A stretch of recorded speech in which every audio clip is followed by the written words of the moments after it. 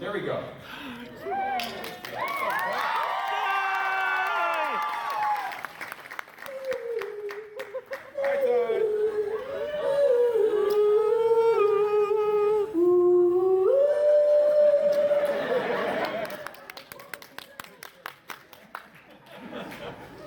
Who wants to kick this off then? I think David Vincent does. He's really a natural right there. Hi guys! Hi! My name is Matt Mercer. It's wonderful to be here to see you all. There he goes! No, he has far better hair. There he is, Austin Vincent.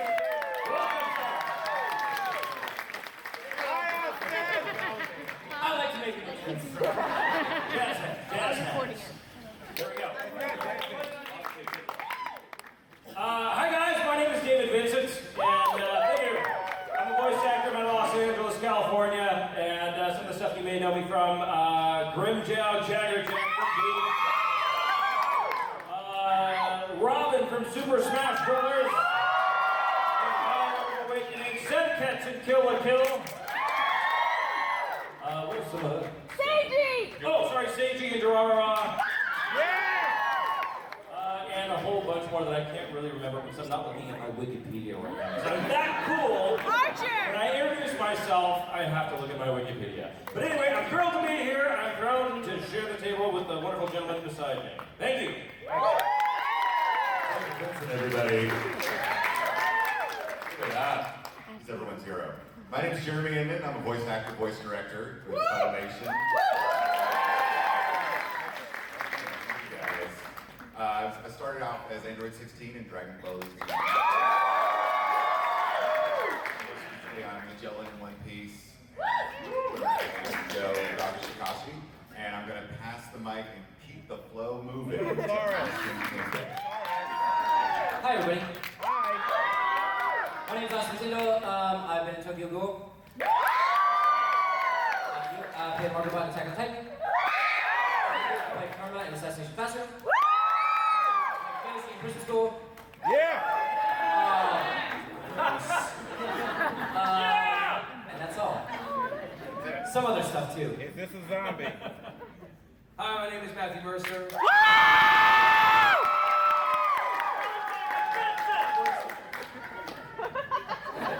Am I anymore? I don't know who I am.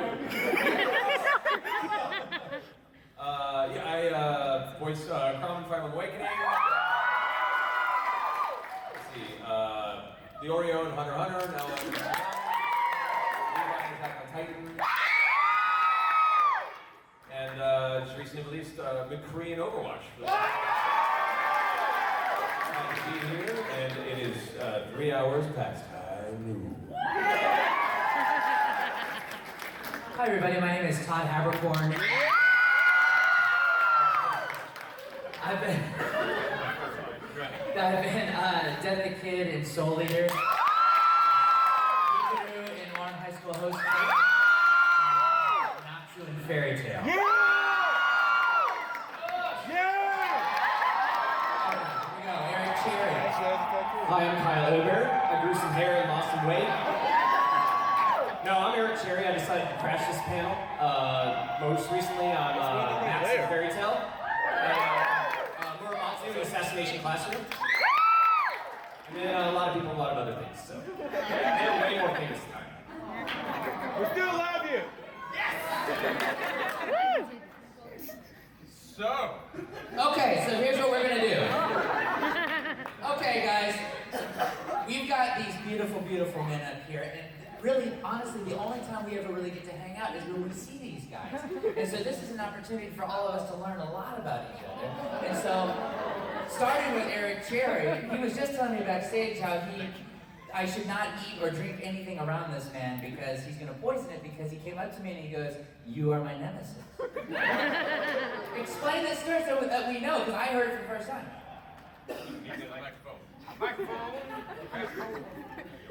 So, I always joke that Todd Haberkorn is my nemesis. It's one of the stories I tell when I guess at other cons. So one of my favorite animes back when I was a fan and cosplayed and all that type of stuff was Initial D. Huge fan of Initial D. I was the first person to make the actual Hachiroku as a cosplay. I made the car out of cardboard. And so Funimation finally got the rights to redub Initial D, so I went and auditioned, and I auditioned for Ryosuke, which was probably one of my favorite characters in the show. And I got the role. I was super excited. Finally got my lead role in my favorite show. Stoked. And then that director left the company, and a new director took over. And Joel recast the entire show, and Todd got the role.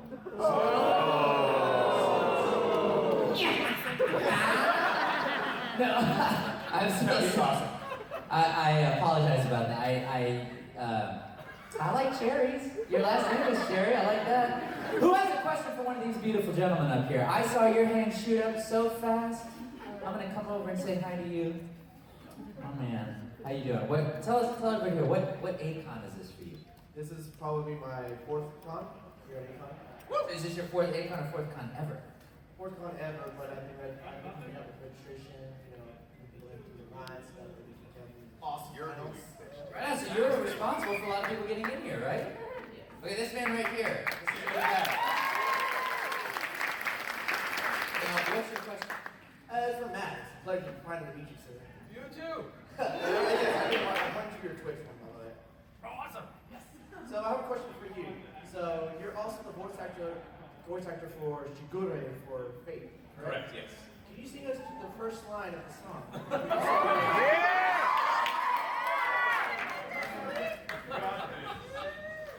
In the key of C. Whatever comes out, I think. Yeah, no, Shigure is a character I do in Fire Emblem Fates, and the new expansion, as they release it in chapters, my character is a singer in the story. And when the final chapter comes out soon, I guess, I do a full song, which they didn't tell me when they cast me as the character. And then weeks later, we're like, oh, by the way, can you sing? And I was like, I mean, I karaoke on occasion, but usually it's like, someone's vodka in my system at the time. Let's see how this works. Exactly. I'm trying to remember. I'll do the opening with I remember. You are the ocean's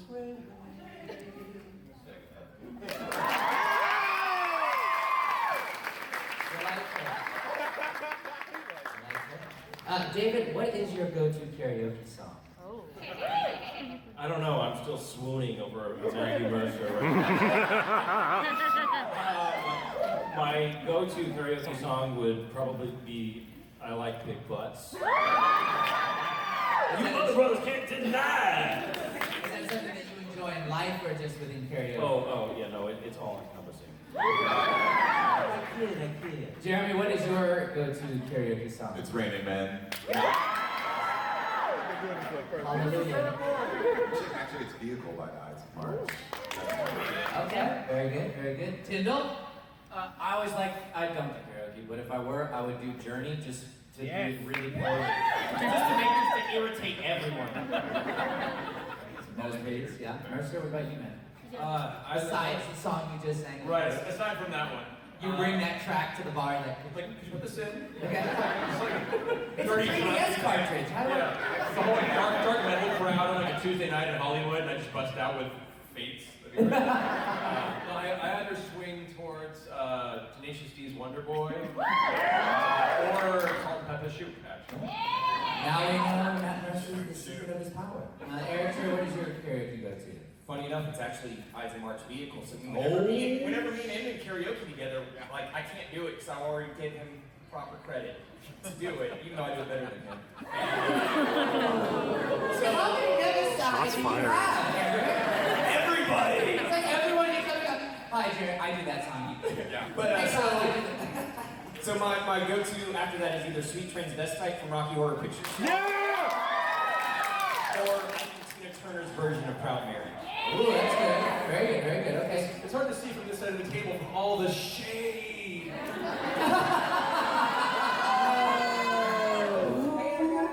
Okay, I saw your hands shoot up super fast. Hello, how are you doing? Where do you live? I'm from California. Cali. So when did you arrive? Wednesday. Wednesday. Okay, and so are you staying just till Sunday, or do you stay a little bit extra? I am staying until next Wednesday. Oh, next Wednesday of 2016, or? Yes. Okay, very good. What are you gonna? What's one thing you want to do that you haven't done before that you're gonna do this trip in Texas? Go to the charity banquet. Oh, Right on, Sherry. You have your outfit ready to go. Yep. Okay, do we get a little like what color? It's white with purple hair. Ah, well, the purple hair. I'm looking forward to it. The dress is made with the purple hair, and you're gonna be. Oh, I gotcha. What's your question? It's for 3 people. For everyone who voiced any Danganronpa, and that's Todd, Austin, and Matt. What do you, without spoilers, what do you think of their executions? Ooh. It was probably appropriate. Necessary. There are worse ways to kill a Wednesday. So these guys, they spend a lot of time working behind the mic. They do a ton of VO stuff that you guys have obviously heard of. That's why you're here. Now, for you guys, starting with Eric, like when you go into the booth or you're going into the studio, do you ever run into someone where you're like, oh my God, I'm a huge fan of your blah, blah, blah. Like who's your person that you walk into, like, oh my God, that's Shepard. I don't know. Not really, because like I started as a fan and cosplaying and became real good friends back in the day with like Greg Ayers and Chris Patton back when they were like super huge. Like Greg used to come and stay on my couch whenever we recorded Funimation and wrote up from Houston.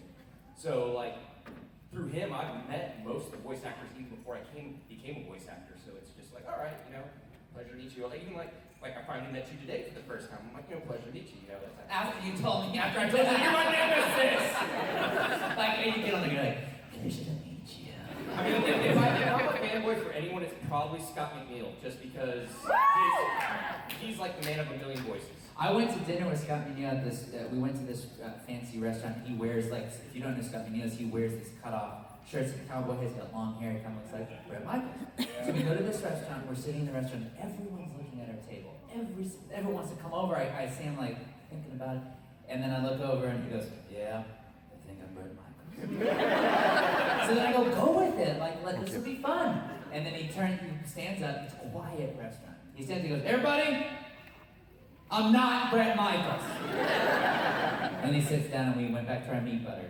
But, so Matt, what about you? Like, who have you got to work with that you're a big fan of, or who have you got to see that you enjoy Gaston joking? Honestly, getting to work with Andre Romano was like the first real mind-melting experience. She directed Tiny Toons, Animaniacs, some Batman animated series. Like, I grew up with her stuff, so being able to work with her was really intimidating but awesome. And then on that same project, Jim Cummings, who voiced Darkwing Duck. Yes. And Winnie the Pooh. Winnie the Pooh and Tigger. He's done so many, but Darkwing Duck and Minsk from Baldur's Gate were two characters that I loved growing up. And as soon as he walked in, when you live in LA, you're around people of various degrees of stardom. You just don't care anymore because you realize we're all just schmucks anyway. But then he walked in and I was like, hi, it's nice to meet you. I looked your work in Baldur's Gate. He went, that's obscure. Yeah. That was the last thing I said to him. Awesome. What about you, Tindle? I smell food. What's the question? I think that means you're having a midday stroke if it smells like food and there's no food around. Who's someone that have you gotten to work with, or have you run into, like someone that you really look up to, and you're like, wow, we're kind of working together now. That's fun. It's interesting. I was a pretty ignorant actor when I started into the voice acting thing. That's pretty standard for all actors. Yeah, we're all pretty ignorant. I spent a decade doing theater and commercial industrial work, and the one thing that I've noticed since I've gotten to do more and more voice acting and less of that other stuff is generally when you're in an audition space in theater and especially in commercials, it's vicious. It's a whole different type of actor that you're around, and no one trusts each other, and they're all like frenemies. Or nemesis. Huh? Yes, nemesis. But the amazing thing that I discovered, the more voice acting stuff I got to do, is that voice actors are super chill, awesome people. So I haven't gotten a chance to really work with too many people, but I've gotten a chance to hang out with people, and it's hard for me to pick a favorite, because I get to go to cons and meet people like Matt Mercer and David Vincent. Not Inman so much, but I try to pick a favorite. there are certain names that bubble up in my mind. Josh Greeley is someone I love and adore and admire, and he's in my voice range, and I just want to learn from him. He's a humble, talented, amazing person who I'm going to stab. You can help me with that, right? Okay. Also, I'm going to say that Mike McFarland taught me so much, and he's amazing. So I love him. He's my godfather in voice acting. So yeah, that's the first in my mind that I think. Okay, right on. I love all you guys so much. Well, and I have to squash something that Matt and Jeremy said. Matt was like, "Oh, we're all schmucks," and Jeremy's like, "No, we're all ignorant here." These guys are always on time. They're always hard workers. They always do the job. They always get behind the mic and rock it. So don't let them pull that bullshit on you. Yeah, I'm mostly on time. Okay, well, I didn't say Austin, I said Jeremy and Matt. No, but all these guys rock it, okay? Don't let people, and I think when you see it in movies, actors are the extremes. They show them like, oh, they're slovenly and they're sloppy and they're this and that. To be an actor, to be a successful one, you are on time, you know your stuff, and you're there and you're working hard. So these are actually some of the hardest working guys you're gonna see. Anyway, Inman, for you, like, if you run into people that you're like, oh my God, I'm getting to work with Not in the voice acting world. Okay. I'm not really impressed. Understood. No, the most, to answer your question, it's not really like celebrity in the sense everybody knows it, but my first movie I got as first AD, I got to work with Bob Short, who designed Beetlejuice. And Predator, and awesome. Big deal. Like he won the Academy Award for, I think, was it Beetlejuice? Anyway, that was my actual first job as first AD on a film, and it was because of him. So that was pretty cool. Do you guys still keep in touch and stuff? No, he lives in LA. Yeah, we exchanged dream journal entries. You know, I hear you can get to LA by there's this big thing that flies in the sky. Oh, it's just like no. a couple hours. You gotta go over there and say hi to him. I'm already confused. And we can sleep on your couch, right? Right. We'll talk. Okay, very cool. What about you, David? I'd say probably one of the times I was impressed the most is I walked into the booth and I realized I was there, and I told myself that I admired my own work. And I want 3 mirrors in front of me at all times. This one makes me look fat, this one makes me look skinny, and I want this one to make me look hairy. No, you know what? That's the great thing. In Los Angeles, I mean, we meet and we know a lot of different celebrities, and so you do kind of get that point where you're like, okay. But people that I've just admired their work, all of my colleagues up here, yourself included, I truly enjoy getting to work with you guys. You're remarkably talented, and I'm proud to be able to say that I work with you guys. I was excited. I was doing a celebrity charity event once with Nancy Cartwright. Oh. Who, for those of you who don't know, voices Bart Simpson. And so that was one of those things where I'm like, okay, all right, I'm here. And I'm exciting stuff too. That's really cool. So that was really fun. That was a remarkable moment for me. Very cool. That is awesome. What about you? For me, He was working with David Vincent. getting to walk into the booth after Mercer's left and just soak it in. Andrea Romano is great. Talking with her and then working with, getting to Mark Hamill is awesome because he's the Joker. Yeah. He's the Blue. He's all that fun stuff. Him, Kevin Conroy, Bill Shatner. All those guys, they're all great. They're all a lot of fun. And he's right. In LA, everyone has first of all, everyone has a Shatner story, which is really cool. And Shatner's like 15 minutes away right now, so we can all go to him after this. But there's a lot of great people, and like David said, getting to work together and hang out is a treat on top of a treat because we get to be in the industry as well.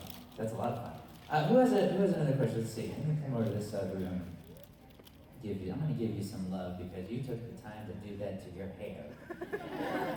Excuse me. Pardon me. Oh, me plus it. Okay. How many people did you meet today? 20? That's pretty good. What flavor was that? Passion, you like passion fruit? But no, that's more for you. More for you. Okay. What's the name of your fox? Can I name him? What do you like to do? What are the top 3 things you like to do?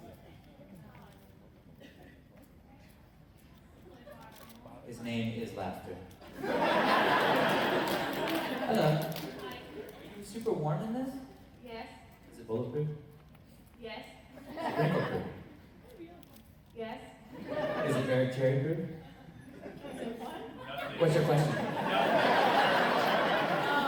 Speaking of voice actors that we love, I wanted to ask Matt and Mercer, why didn't Travis Willingham and Liam O'Brien and Laura Bailey join all of you guys? Because Liam and Laura are actually celebrating their birthday this weekend. So I'm actually missing their birthday sitting here with you guys. But I can come visit you guys because you're awesome. That's your present to them. So they're having to come out there, but I want to come here and visit you guys. I haven't been out to Dallas Con in a long time, and Mercer is bringing my gift to them anyway. But to send their love, and I'm sure they'll find their way out here to another convention in the near future. I will. I'll pass it on. Okay, you know what? I'm going to come to you because you're waving a giant piece of paper and a tree died for that. So I'm going to come to you. Thank you. How you doing? Hi. I said, what Zelda? Have you beaten every single Zelda game? What's the hardest Zelda game you played? You don't play Zelda games, you just wear the shirt. Okay, well, what's the hardest one? Zelda Part 1. I've not actually. How many people have not actually beaten Part 1 of Zelda like they were me too? Ooh, what's in there? That's a cool groovy bag. Pretty cool. Is there a head in there? Okay, it's wrapped very nicely. There's no blood. Okay. Hi. Hello. Thank you for being here. No problem. Wait. Now go. I actually have a gift for Matthew Mercer. Do you want to come up and give it to him? Come with me. Work, work, work, work, work. Did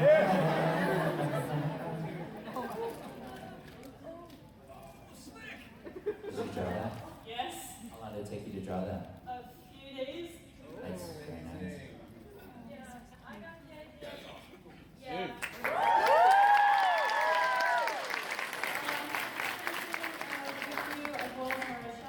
It includes 3 original characters, Mag, Slight, and Soren, as well as 1 my D&D campaign characters, Cherrick, the Suli monk. Awesome.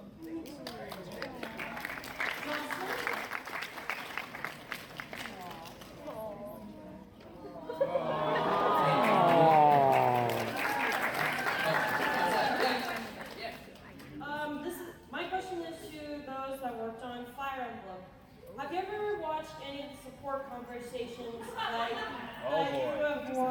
that you guys did in either Awakening or Fates? Do you mean the tech support questions? Like I can't get the game to load? Like you said it, but what do I, like that? No, like interactions between the characters. Oh, interactions from the character. Gentlemen, that worked on Fire Emblem? I think a lot of us have had them sent to us, whether it be Twitter or elsewise, so we don't have much of a choice. But yeah, I mean, it's a fun array. Plus, because we're recording stuff one-sided in the booth. You know, we have like a long Excel sheet. In some cases, don't get to see or hear the other side of the conversation. So whenever we finish a project, and it's usually a year or so later that it comes out, it's kind of fun to see it all put together. And in some cases, be like, oh, that's a lot more of a innuendo than I expected. Thank you, Jocelyn. Matt, while we're on the subject of Mercer, can you tell everybody about Critical Role just so they should haven't seen it out here? How many people have not seen Critical Role yet? Well, this is a good time to get some info on it. You mind telling everybody a little bit about it? Sure, yeah, I think it's pretty quick. More questions up here. Critical Role is a weekly stream that me and a bunch of other voice actors in LA play Dungeons and Dragons. Nerd out and roll dice and make up stories and that's about it. And it's a lot of fun. We have a good time, and the community that's rallied around it is really, really awesome. We do a lot of great charity work.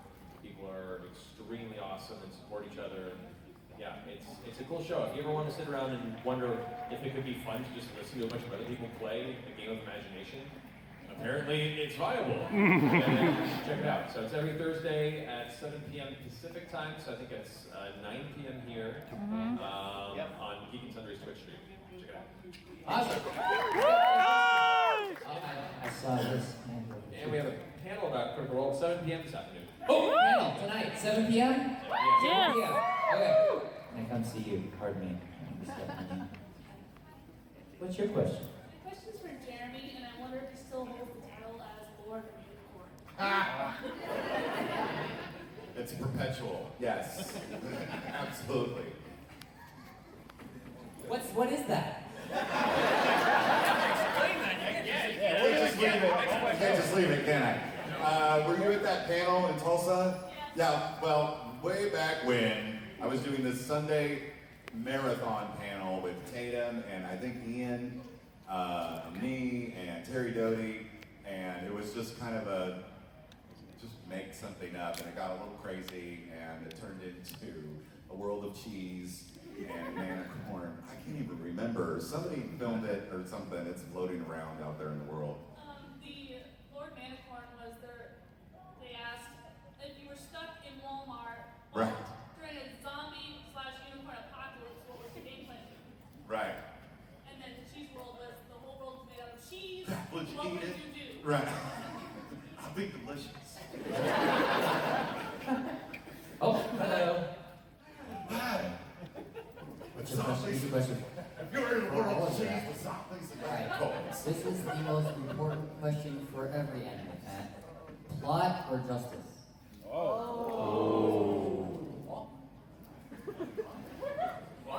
I'm gonna need a lifeline on that. Give us a little context. Plot or justice? That makes it clear. Okay. Plot or justice, gentlemen? The second one. Yes. What was it? Plot or Plot justice? or justice? Plot or justice? I still say the second. Is this just like in just general? Do I prefer one or the other? Plot or justice? I mean, as a lover of narrative, I have to go with plot. Truth, justice, and the American way. I like that. Who's got a question? Hello. Hi, how are you? What's the name of your voodoo gingerbread? Oh, that's Chewy. Okay. And you covered up is his name like, are you sticking with Chewy or did you rename him? Okay. What's your question? Exotic foods. What's exotic food that you want to try or that you have tried? My favorite food is durian. You like durian? Wow.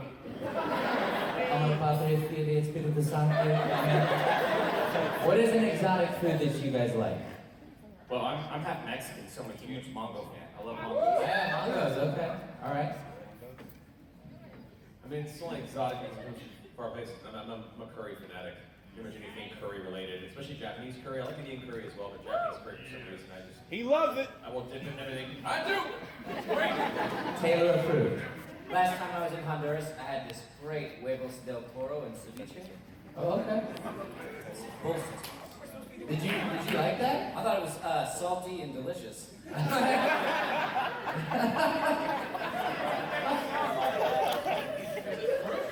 And it's in a ceviche, so it's not cooked, it's raw. Exotic food. Yeah. Raw. Was it exotic fruit, you said, or food? Food. Yeah. Oh, then you have another one, Eric? Have you ever had the miracle fruit? Have you heard of Oh, yeah. miraculin? It's this fruit that negates, numbs out the parts of your tongue that can taste sour things. So you eat the fruit. Huckleberry, yeah. Yeah, you eat the fruit, and then lemons taste sweet, and vinegar tastes like water. Really? It's weird. People have miracle fruit parties. It's a thing. Yeah. Wow. Do you want to change your... Well, it's probably not my favorite, but probably the most exotic, weird thing I ate was my mom's cousin married a guy from Kuwait, and You ate him? they ate Kuwaiti. It was, tastes like chicken. That's why we don't go there anymore. We're not allowed back. No, he cooked us a traditional Kuwaiti meal, and I ate goat eyeballs. How do you do that? Is it squishy? Is it hard? What's... Yeah, like they just slightly saute them, and then you just eat them, and they pop in your mouth like grapes. I think you're gonna say... Wait, what's the ink getting your eye or something? Hey, Jeremy?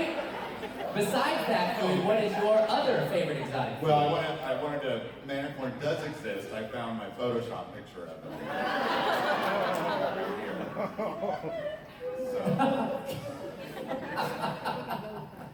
Put that on She Instagram. cosplay as them. Terrible. I don't really branch out. I'm not really a big foodie. I can tell you the two most weirdest things I've eaten, and I didn't know I was eating them until post eating them, was calf fries and cow tongue. Wait, cat fries? Calf fries. Oh, calf fries. They're bull testicles or I whatever. thought you were like, Oh, yeah! Yeah. Top it off with a tall, cool Budweiser. Good thing you voice act the bull. what about you did? Hot dogs. No, I'm just really, really exotic. The non-kosher ones, yeah. I mean, it's getting crazy. I can't say, I'm just trying to think of like the most exotic foods, and I can't say that I particularly liked it, but one of the most exotic foods that I ever had was in China. And it's called glassed 1,000-year egg. Oh, God. you actually ate some? I did. I had to try it. And wow. That's It's like a fermented egg, and it's clear and cobalt blue. From the planet poop. It's so gross. It's so gross.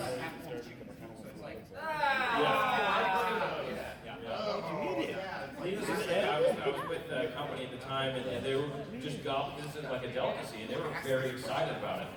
Yeah, and so I tried it. I had tried a whole bunch of their other stuff that I had no idea what it was. Oh my God. I literally took a bite of it, and I'm like, I didn't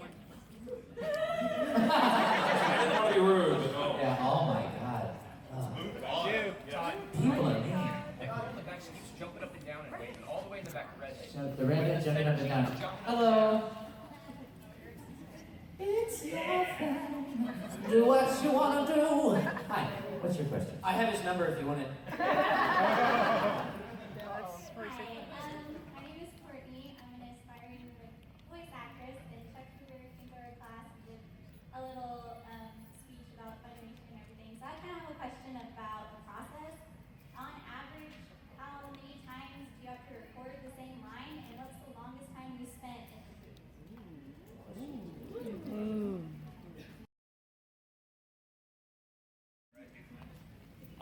For me, on average, I do it the first take every time perfectly. So I've heard that about you. Yeah. It's because of those fermented eggs. They just want you out.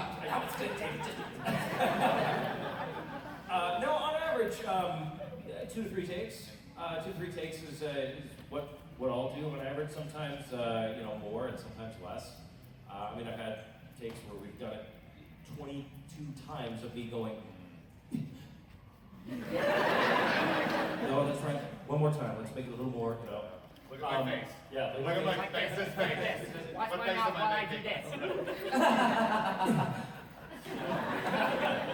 But the longest I've ever spent in the booth, not simultaneously, but would be 8 hours, and that was you have breaks and lunch break and all that good stuff too. So. Anybody else? Oh, you skip over Inman?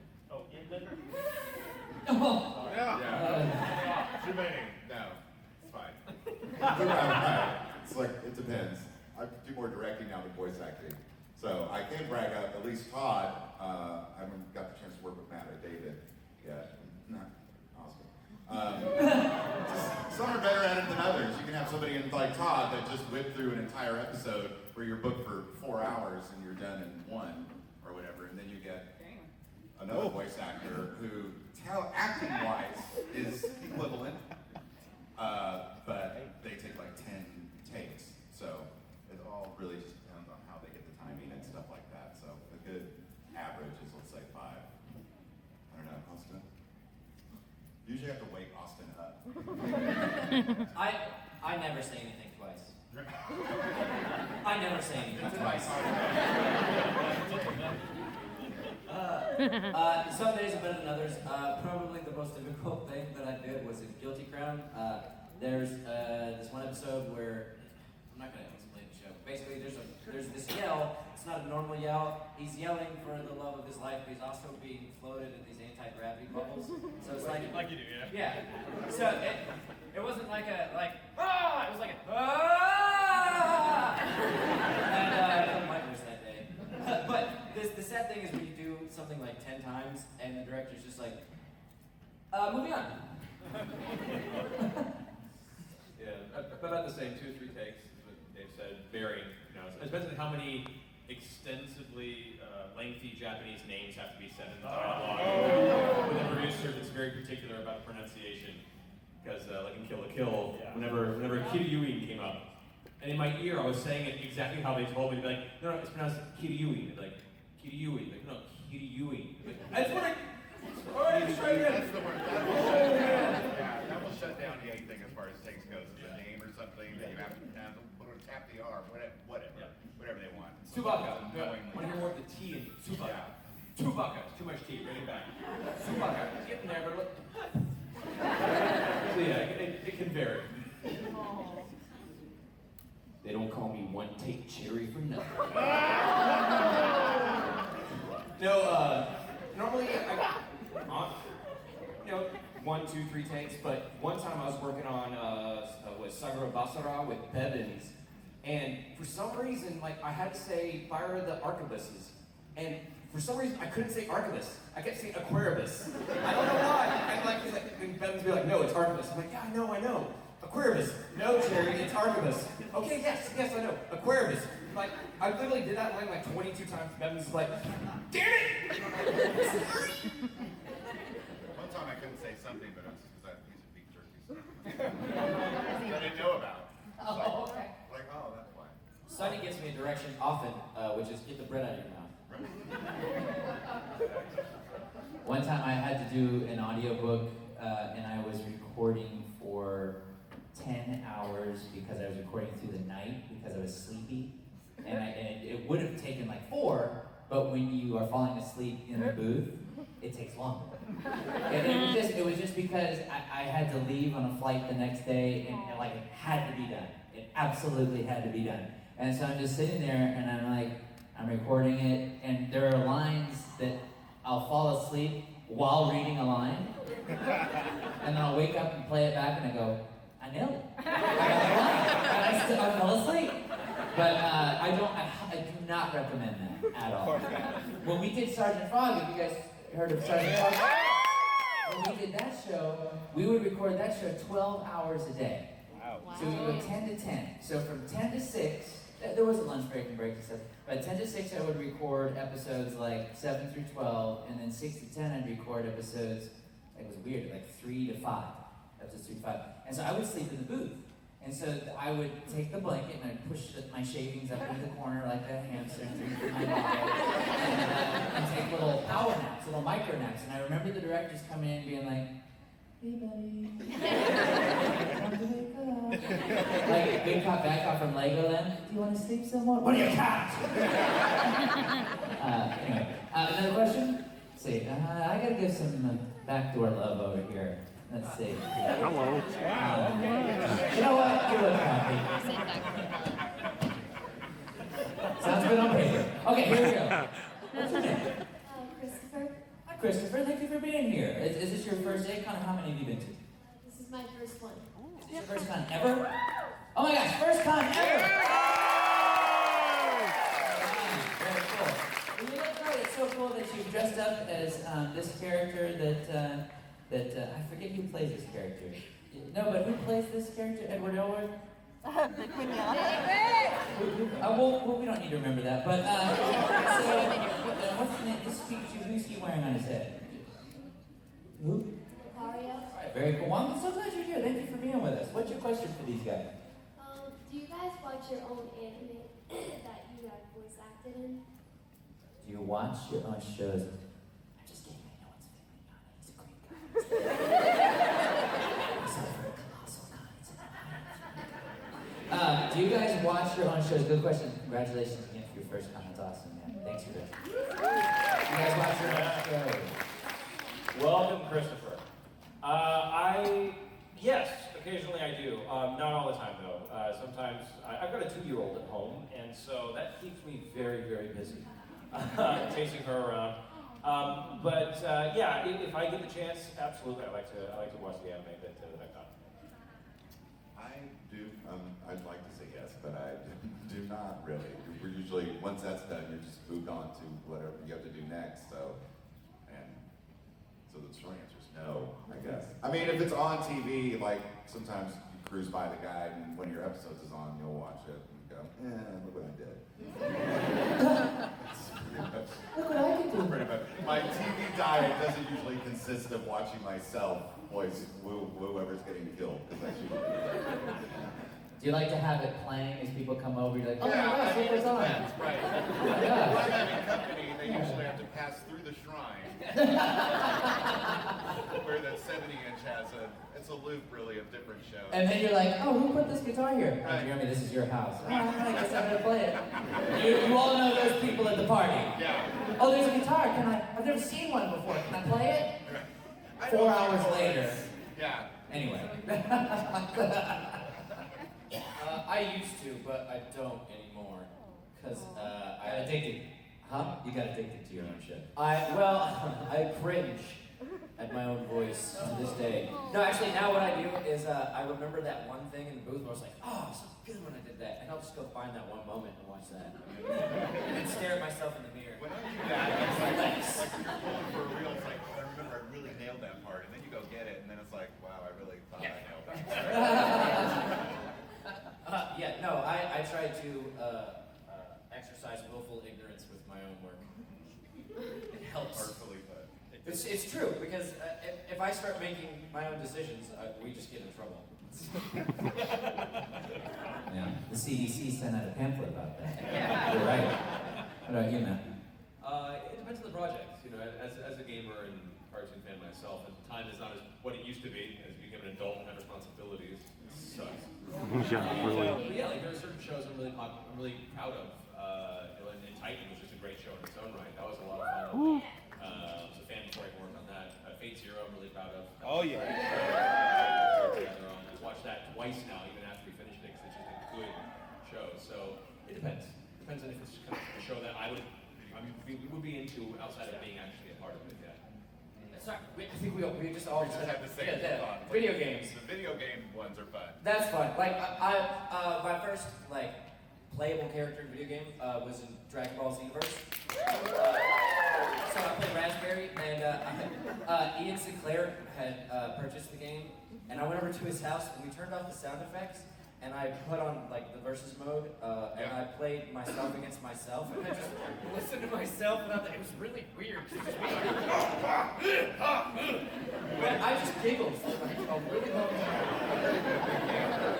So when Budokai came out, it was like, how many players do I have to unlock before I get to mine? So I played it on super easy mode so I could win everything and unlock my character and then battled each other, like version 1 and version 2. Doesn't mean you're egotistical, okay, guys? I voice martial law in the Tekken series. Yeah, and yeah. So I would be at a party and I'm behind these dudes playing, and they're playing with martial law, and so I'm behind them going, what the? That guy's annoying, but he sounds just like him. Do you trick people into thinking someone else is about to do a move? I will say, my laptop is up in my room with Overwatch installed. I know I played an hour or two last night, after getting back to my room at 3:30 in the morning. But yeah, it is kind of fun to go on as your own character and go over voice, the voice system, and just in the middle of the match just go, what the? Where? Xbox Live or any sort of online thing, it's kind of fun to mess with people if you've been part of the project. So they think you're just playing a soundboard, you're just some schmuck trying to mess with them. So I guess I'm the only one up here who hasn't done a video game, so I can relate to that. But I do watch some of my own anime, but it's mostly when like my friends find out that I do this. They're like, oh, you do anime? Like, let's watch something you're in. And so we go back to my house and watch stuff that I'm in. And then yes, then they run away. No, I'm not doing it. Let's give it up for the sign interpreters. In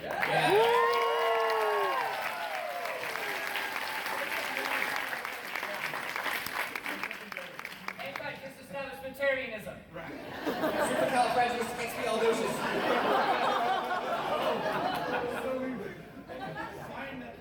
We hand her a mic.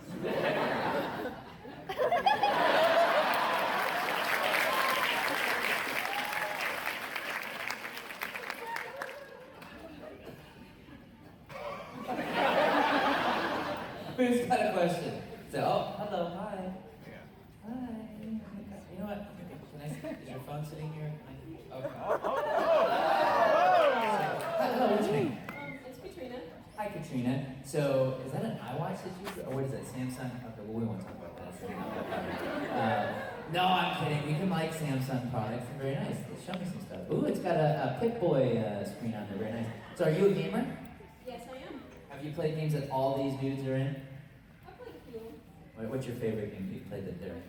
I can't really make a decision on that one, but I can tell you one of my favorite games right now is Overwatch.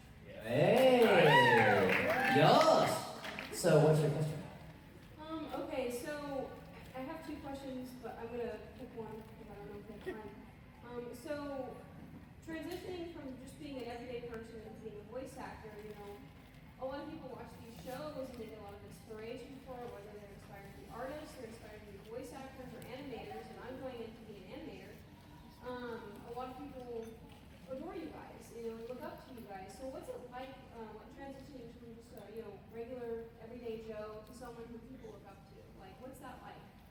Well, I can tell you from experience, I've been to a restaurant with Inman where he's tried to pay the tab by just signing his name. And we're like, dude, they're not gonna, but they let us go after we made bail. But what's it hard for you guys? I mean, to Google me under it. Yeah. I have business cards that say that. Yeah.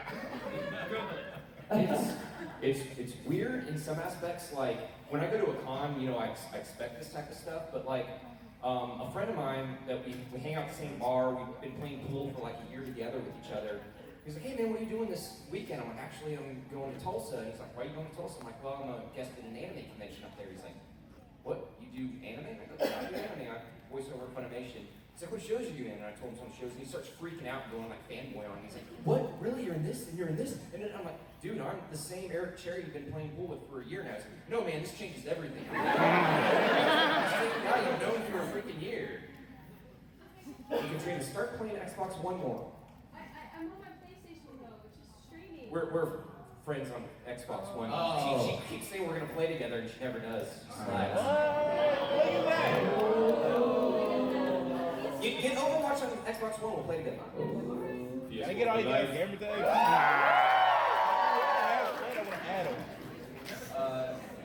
Yeah, to answer your question, I mean, it's inspiring, and you also have to maintain a level of humility, because a lot of people can be ruined by that tension. You have to keep in mind that you're still sticking to your craft, to your work, and you're doing the best job you can. And there is a responsibility that comes with that. When you have these people that look up to you, these people that want to pursue similar or secondary roles in their life in that same path, you have a responsibility to help inspire others and not be a bad example. And I think it's intimidating, but it's also really an incredible feeling to connect with people out there and see them pursue things and have them come to you and say that you inspired them in some way, because I am where I am today because people inspired me. I was in your seats for many years and still am at conventions to see these guys talking on panels that I'm not part of, because we're all kind of inspiring each other in some way. The transition happened rapidly and unexpectedly, and it's really cool to be able to, in some way, shape, or form, inspire other people the way that people inspired me to get where I am today. What he said. It still hasn't hit me. Yeah. I've been doing cons consistently for about a year, and I'm still shocked when people know me. And when the weekend's over, I go back home and everyone in my normal life is just completely unimpressed with me. My roommate doesn't care at all about the things that I do. The girl that I'm dating right now, who might still be in this room, she's actually an anime. Did she leave? Oh, let's talk about her. Ashley. Ashley. Oh, I hope she's still here. I hope she's still embarrassed. She's gone. Well, she's actually an anime fan, and she's never watched anything that I've done. That's just what she's telling you. She's after those Tindle funds, my man. But like, I was like, she called me one time, was like, oh, I'm eating lunch with Bryce Pattenbrook. She was like, oh my God! But anyway, yeah, it's amazing and awesome to know that we're positively influencing people, and I'm still confused why I'm up here. Because you're awesome and we love you. Yeah, if I can second anything, beyond Matt's, because of course, everyone, but awesome, like real life has an incredibly real way of keeping you humble. Like outside of this false reality con world, you just go to work every day, or whether that's voice acting or whatever you're doing. And actually, my niece and nephew are here right now, and they have an amazing, brutal way of keeping me in check. Being anime fans, they could care less what I'm in. I hear mostly, I didn't watch that. Sorry. Homework. Yeah, I mean, I could say a little bit different than what Matthew was saying. For me, it was gradual, because I've been doing voiceover for years and years and years and years now, and so the stuff that I had done, I had no idea that you had a fan base until I started getting invited to cons. Anime was. Yeah, and then I would come and I'm like, wow, you watched that, or you heard that, or you played that, or whatever it is. But I mean, as far as like staying humble and what, I think it's wonderful to be able to inspire people. That's a magical part about it. But the rest of our everyday lives, other than me, I mean, I can only speak for myself. I wake up every day and I look at myself and I am awesome.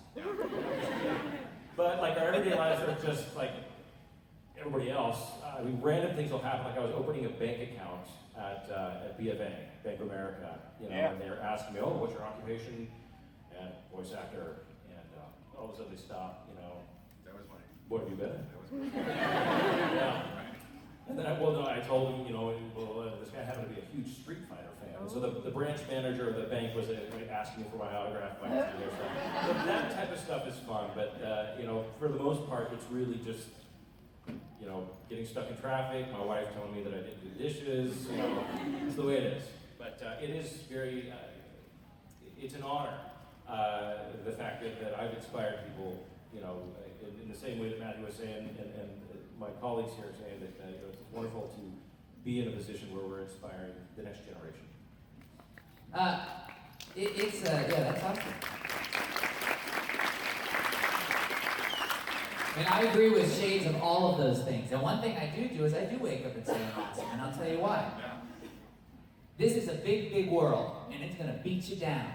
If you don't wake up and say you're awesome, then why the hell should anyone else believe you're awesome? You know what I mean? Too many people, and I see it in this room, there are people in this room that think they're dumb, they're stupid, they're this, I'm not pretty enough, I'm not smart enough, I couldn't do that, there's no way I could reach it. Do you walk into Best Buy and Best Buy's like, TVs are okay. Our DVD players are all right. No, they go, these are the best prices and the best TVs you can get, whether it's true or not. But believe in yourself. Okay, wake up every day, you're here, you have another opportunity to do something amazing. Whether you take that opportunity or not is your problem and your responsibility. So I do wake up every day and I say, I'm freaking awesome. Because if no one else is gonna do it, I'm gonna do it. Okay? You can still be humble, but you gotta say that to yourself. Okay, ladies and gentlemen, thank you so much for this panel.